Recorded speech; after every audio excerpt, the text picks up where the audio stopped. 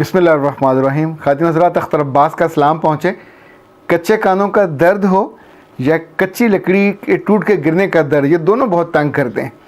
आज हम इसी बारे में बात करेंगे कि हमारी इंडस्ट्री में कुछ अदाकाराएँ ऐसी हैं कि जिनके बारे में एक नोन है कि वो कानों की कच्ची हैं और उस वजह से उन्होंने अपनी ज़िंदगी को दांव पे लगा लिया। आज सुबह मैं जब सैर से वापस आया तो आके नेट खोला तो उस पर एक वेबसाइट पे कुछ 5 लोगों की तस्वीरें आ रही थी और साथ उनके बारे में यही लिखा हुआ था, हमारे कच्चे कानों वाली अदाकाराएँ। और एक वो थी जिसने कुछ 5वीं शादी की है और साथ ये लिखा था कि ये हर शादी के बाद अपने कानों को खोल के बैठ जाती थी। अगर कोई हल्का सा तज़किरा भी करता था तो बताती थी, और बताओ तो मेरे मियाँ के बारे में क्या जानती हो। इधर से उधर से जो बात आती वो उसी बात को सुनती, उसी को मानती और उसी पे अपने मियाँ को तोलना शुरू कर देती। नतीजतन एक मियाँ टूटा, फिर दूसरा, फिर तीसरा, फिर चौथा। अब शायद कोई एक से दोबारा भी शादी हुई है या हो रही है, मैं उस तफसील में नहीं जाना चाहता। दूसरी जो खातून हैं वो एक टीवी की एंकर और सुबह के प्रोग्राम की होस्ट थी। उन्होंने चूँकि तस्वीरें भी साथ दी हैं और नाम भी लिखे हुए, नाम नहीं ले रहा। और उसके बारे में उन्होंने कहा कि चूँकि वो अच्छी गुड लुकिंग थी और प्रोग्राम भी बहुत पॉपुलर था, लेकिन सबसे ज़्यादा ख़राबी ये थी कि जो उससे मिलता था उससे वो एक ही बात पूछता था कि तुम हमसे नाराज़ हो क्या। चूँकि वो जहाँ बैठती थी उनके बारे में कोई ना कोई बात वो कह देती थी, किसी ने जो सुनी उसके कान में डाली और उसके मुंह से वो निकल गई। नतीजतन होले होले पूरी इंडस्ट्री में उसने अपने सारे दोस्त खो दिए। नतीजतन वो चैनल जो बहुत बड़ा था वो भी खो दिया। अभी किसी छोटे चैनल पे वो काम कर रही है। जो तीसरी है उसने भी हाल ही में एक फ़िल्म में भी काम किया, क्यूट सी है, मासूम सी है, लेकिन ज़ुबान दराज बहुत है और किसी फ़ज़ाइया की बनी हुई फ़िल्म में वो उसने काम किया। अब उसकी ज़ुबान, अभी उसकी उम्र क्या है, उसने बहुत इंडस्ट्री में काम नहीं किया, लेकिन पहचान ये बन गई है कि ये किसी के बारे में भी ज़ुबान दराजी कर सकती है, किसी से भी ताल्लुकात ख़राब कर सकती है। जो इसके कानों में डाल दिया जाए वो आगे से नशर कर देगी, कह देगी सख्ती से। ख़ातिन हज़रात, ये आदत जिसकी भी हो, मर्द की हो या औरत की हो, दोनों को तनहा करके मारती है। दोनों को सारे दोस्त उनसे ले लेती है, दोनों की जो गुडविल है वो ज़ीरो कर देती है। मुझे याद है जब हम छोटे होते थे, हम गांव जाते थे। हमारा गांव चिश्तियाँ से आगे मुराद नहर के बिल्कुल आखिरी, वहाँ हिरन बहुत होते थे तो उसको हिरन माइंडर कहते थे। तो हमें वहाँ जाके एक ही शौक़ होता था कि मुरब्बे में जो आम का दरख्त था उसका टहना था मोटा सा, तो हम दादी से कहते थे कि उस पर कोई रस्सा हमें लपेट दें, उसका झूला सा बन जाता था और हम उस पर झूला लेते थे। तो एक रोज़ शिखर दोपहर को दादी को उठाया, उसे कहा कि वो रस्सा बांध के दें। उन्होंने रस्सा ढूंढा, नहीं मिला, तो वो जो बैल और भैंस के गले में डालने वाला होता उसको 2-3 उन्होंने इकट्ठे करके, तो जैसे वो उसको बल देते हैं, फिर उन्होंने वो टहने पे वो बांध दिया। और जब वो बन गया झूला और मैंने 2-3 झूले ले लिए, तो फिर उन्होंने मुझे जो कहा जुमला मुझे आज तक याद है। उन्होंने कहा, पुत अंब दे टहने ते कभी वसा नहीं खाना, इतने हुलार ना लई। तो मैंने कहा ये क्या बात हुई, इतना मोटा टहना है, इसे क्या होना। उन्होंने कहा, पुत कच्चे काना दा दर्द होवे या कच्चे टहने तू डिगण दी तकलीफ, ये दोनों कमर तोड़ देंदे ने और बंदे को सीधा खड़ा नहीं होया जाता। अच्छा, तब हम छोटे थे, बात कुछ समझ आई होगी, कुछ नहीं आई होगी, लेकिन उस बात में इतना दम था, इतनी डेप्थ थी कि इतने बरसों के बाद भी मुझे याद है।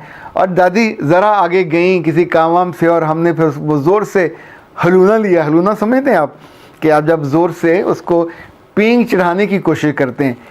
अगर तो लोहे का है पिलर और उस पर वो लोहे का ही है आपकी झूला, तो ज़रा फिर तो आप जितना मर्ज़ी ऊँचा कर लें। पर ये जो आम की लकड़ी है, जितनी मर्ज़ी दिखने में मोटी लगे, ये बहुत ही नापायदार, नाकाबिल एतबार और टूटने के लिए तैयार ही बैठी होती है।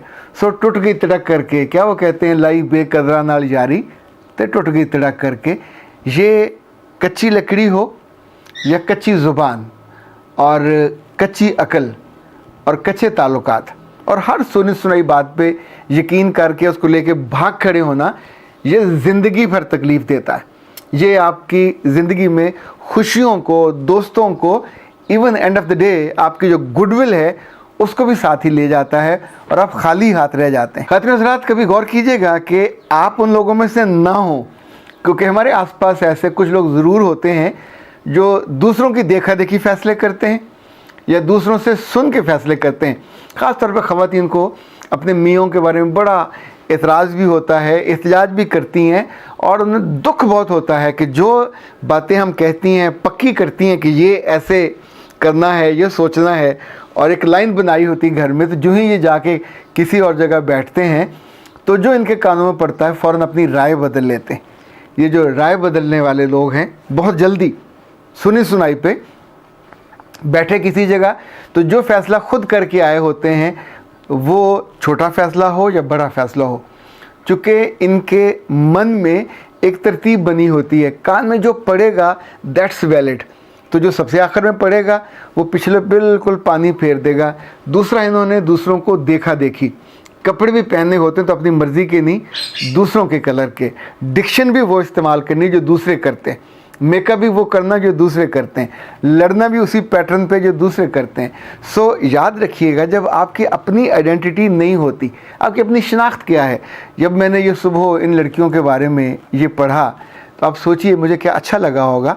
मेरा जी चाह रहा था कि मैं आपको उनके नाम भी बताऊं, लेकिन मुझे इट लुक्स ऑकवर्ड कि अगर कभी वो सुने और उनको, अब ज़ाहिर उन्होंने पढ़ा होगा और उनकी तस्वीरें साथ बहुत खूबसूरत छपी हुई थी, तो ऐसी चीज़ देख के आपको अच्छा तो नहीं लगता, लेकिन अभी भी उम्र पड़ी है, अभी भी माहो साल आपके हाथ में है, तो अपनी शनाख्त बदलने के लिए पहला स्टेप लेना चाहिए। पहला स्टेप लेने का तरीका बहुत आसान है। चोर से बचना हो तो दरवाज़ा बंद करते हैं, किसी डाकू से बचना हो तो दरवाजे पे पहरा लगाते हैं, और किसी बड़े दुश्मन से मुकाबला करना हो तो ज़ाहिर है फिर पूरे वजूद से अपने आराम को तज के का मुकाबला करते हैं। ये दुश्मन है आपका, ये आदत, ये जो कच्चे कानों का होना है, ये आपकी दुश्मनी है, इस आदत की तरफ से आपको ख्वार कर देती है। सो सबसे पहले तो अपने कान को बंद करेंगे। हम जैसे बाज़ार में जाएं, महफिल में हों, बेशुमार बातें हो रही होती हैं, हम उसको नहीं सुनते, वो लिसन कर रहे होते हैं, हेयर कर रहे होते हैं, पर हम उसको तवज्जो से, जब कोई हमारा नाम लेगा तो फिर हम मुतवज्जो होते हैं।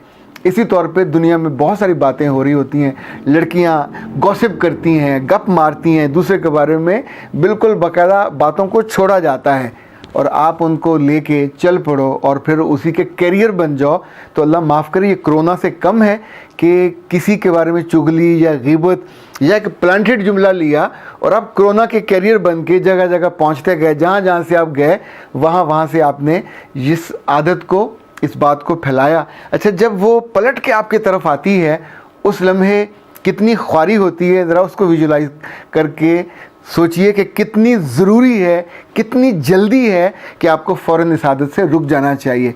अगर आपकी दोस्तें अच्छी हों, अगर आपके बहन भाई अच्छे हों, तो उन्हें कभी कभी ज़रूर प्यार से आपका हाथ पकड़ के, आपको गले लगा के, आपको साथ बिठा के ये बताना चाहिए, ये सिखाना चाहिए, ये एहसास दिलाना चाहिए कि इनफैक्ट जिस तरह शहद में गिरी हुई मक्खी ज़िंदा नहीं बचती, इस आदत में अगर कोई इंडल्ज हो गई लड़की या लड़का या इन्वॉल्व हो गया तो आपकी पूरी क्रेडिबिलिटी चली जाती है और आप अपनी इज़्ज़त को, आप अपने एतबार को, आप अपने भरोसे को ज़ाया कर बैठते हैं। और फिर किसी रोज़ किसी महफिल में आपका ज़िक्र होता है या किसी वेबसाइट पे आपका ज़िक्र होता है या फिर नया ज़ाविया के किसी प्रोग्राम में आपका ज़िक्र होता है कि, और वो ज़िक्र ज़ाहिर अच्छा नहीं होता, वो आपको ख़ुद भी सुन के बुरा लगता है और जो आपसे प्यारे होते हैं उनको भी अच्छा नहीं लगता।